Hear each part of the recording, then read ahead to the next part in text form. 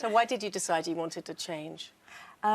Because my husband did all the cooking, and then when we split up a year ago, I was suddenly thrown into the deep end, and I'm like, oh my God.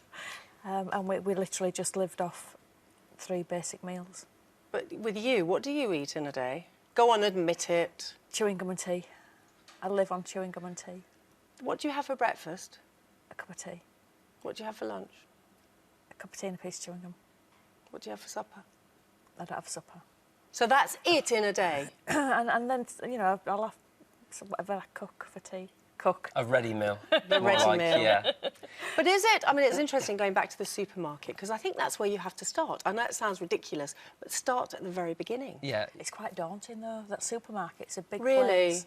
And I can't look at something and think, OK, that's a steak, what am I going to do with that? Because obviously you do your traditional chips, because everybody does steak and chips. But this is where we start. You know, you start from the bottom, and we start from basic. The way I learned to cook, you know, back in the day, you know, long before I kind of cooked professionally, was I'd get a recipe book, you know, and you start something really nice and easy, and that's what you need to do. You know, we don't need to kind of jump too many steps ahead. It's about the basics, you know, and just really start from the bottom. And I know you were kind of put off because you had a little bit of a catastrophe kind of recently, but you know, mistakes happen in kitchens up and down the country, and there's professional kitchens, home kitchens.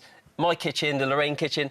I do all the time. I always make mistakes, but actually, that way you learn, don't you? Exactly, you learn from those mistakes, and the most important thing, Dawn, is you've got to keep that confidence up, and you've got to keep going, because it's the easiest thing for you to do is kind of slip back into your old habits. But now you've kind of made that little start, you know, this is really important for you, just to kick on and just keep being inspired by different foods. And surely if you're eating better food, you're going to be more inspired to cook it. Yeah, I know, a nice little smile.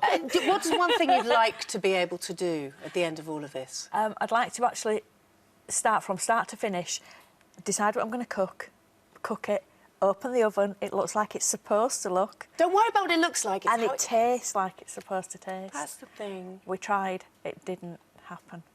But you know what? You will get there. You can't be put off by things like that. And like I said, we're starting at the bottom here, OK? But as you progress and you start to get a little bit more confident, it's about kind of just tweaking those little recipes, you know, if the sauce is a bit thin, reduce it down, you know, and that's where we're going to get you to.